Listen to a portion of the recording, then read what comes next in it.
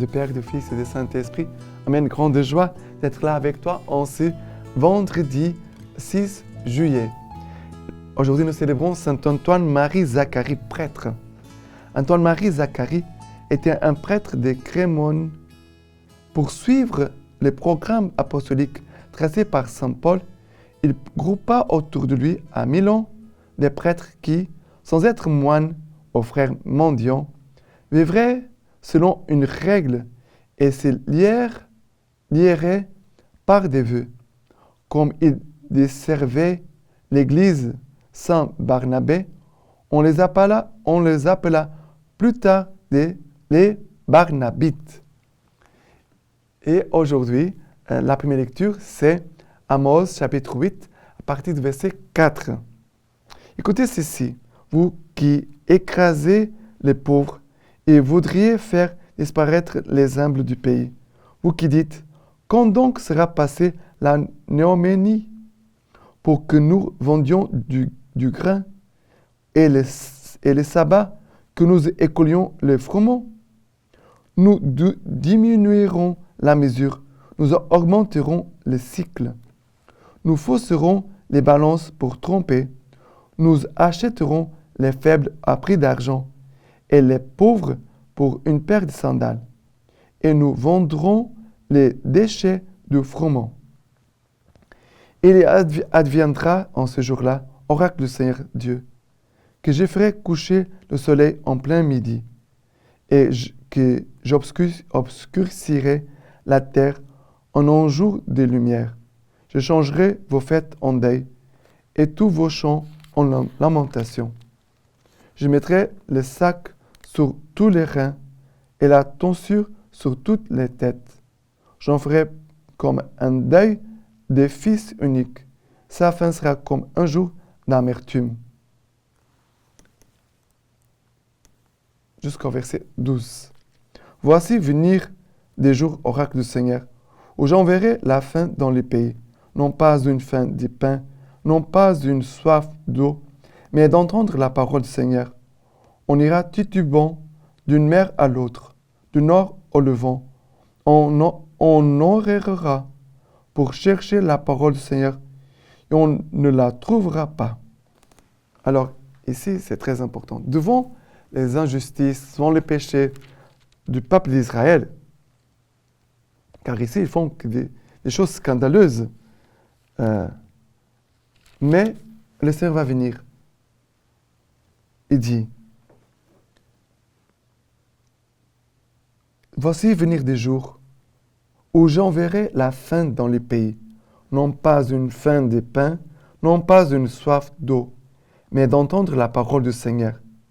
On ira titubant d'une mer à l'autre mer, du nord au levant, on errera pour chercher la parole du Seigneur, et on ne la trouvera pas. Notre communauté Sémence du Verbe, elle est une réponse à cette prophétie d'Amos. Ça veut dire que le Seigneur nous a choisis, nous a appelés pour venir donner la parole de Dieu. Les gens vont chercher la parole de Dieu, ils ne vont pas la trouver. Ils auront faim et soif de la parole de Dieu, mais ne la trouveront pas. Et le Seigneur veut faire de nous une réponse pour donner sa parole qui va nourrir et étancher la soif des cœurs des hommes. Le Seigneur vraiment veut faire que sa parole soit accessible, proche, connue, aimée, que sa parole puisse être compréhensible, qu'on puisse vraiment la pratiquer. C'est notre vocation dans la communauté Sémence du Verbe.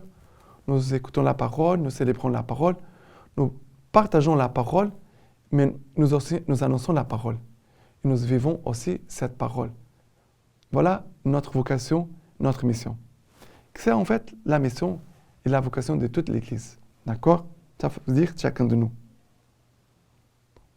Et le psaume d'aujourd'hui, c'est le psaume 119. Le psaume 119, voilà, on va la trouver. À partir du verset 2. Heureux, gardant son témoignage, ceux qui le cherchent de tout cœur. Et après le verset 10. De tout mon cœur, c'est toi que je cherche. Ne m'écarte pas de tes commandements. Mon âme se consume à désirer en tout temps tes jugements.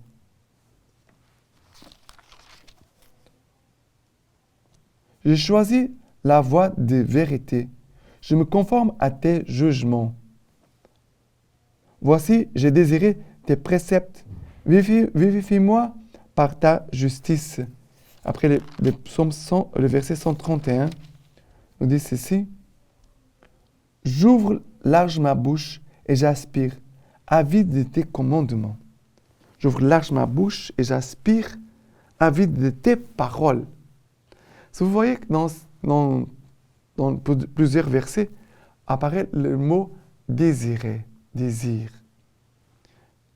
Qu'est-ce que tu désires? On pourrait partir de ce point. Quel est ton désir? Mais après, nous devons faire grandir en nous les désirs de Dieu. Quand les gens ne connaissent pas bien Dieu, la parole, l'Église, ils ne désirent pas beaucoup Dieu, ni la parole, ni l'Église. Ils ne désirent pas, même pas la communion. Mais si on communique aux gens le goût de la parole, le goût de Dieu, de l'Eucharistie, de l'Église, de la parole, les gens vont dire « mais comme c'est bon !» C'est comme un gâteau, une nourriture qu'on ne connaissait pas. Et d'un coup, il y a quelqu'un qui me dit « goûte, c'est très bon !» Et d'un coup, on regarde, je ne sais pas, c'est un peu bizarre, mais quand même, on goûte. Quand même, c'est bon. La personne, elle nous a fait désirer de goûter cette nourriture. C'est la même chose pour les choses divines, les choses de Dieu. On doit demander que l'Esprit Saint puisse nous donner à nous, les évangélisateurs, les missionnaires, de nous donner cette capacité de faire désirer aux âmes les choses divines, les choses de Dieu, les choses d'en haut. Saint Paul dit, chercher les choses d'en haut, désirer les biens d'en haut, non pas ceux de la terre. Et maintenant, l'évangile, c'est Matthieu chapitre 9, à partir du verset 9. Étant sorti, Jésus vit en passant un homme assis au bureau de la douane, appelé Matthieu, et il lui dit, « Suis-moi ». Et s'élevant, il lui suivit. Il le suivit. Comme il était à table dans la maison, voici que beaucoup de publicains et de pécheurs vinrent se mettre à table avec Jésus et ses disciples. Ce qu'ayant vu, les pharisiens disaient à ses disciples, « Pourquoi votre maître mange-t-il avec les publicains et les pécheurs ?» Mais lui, qui avait entendu, dit, « Ce ne sont pas les gens bien portants qui ont besoin de médecin, mais les malades. Allez donc apprendre ce qui signifie, c'est la miséricorde que je veux, et non le sacrifice. En effet, je ne suis pas venu appeler les justes, mais les pécheurs. » Vous voyez que Matthieu a goûté la miséricorde de Dieu à travers Jésus-Christ. Il touche le Christ, il goûte la miséricorde. Et après, il fait que d'autres publicains, beaucoup de publicains et de pécheurs, vont aussi s'approcher de Jésus-Christ, vont désirer d'être avec Jésus. Et c'est ce qui se passe, le contexte. Jésus était à table avec beaucoup de publicains et de pécheurs. Mais les pharisiens ne désiraient pas. Ils n'avaient pas envie d'écouter Jésus, de savourer ses paroles. Et c'est pour ça que Jésus va dire, allez donc apprendre, connaître.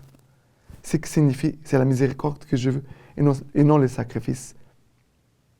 Jésus veut que les cœurs puissent connaître, goûter, savourer,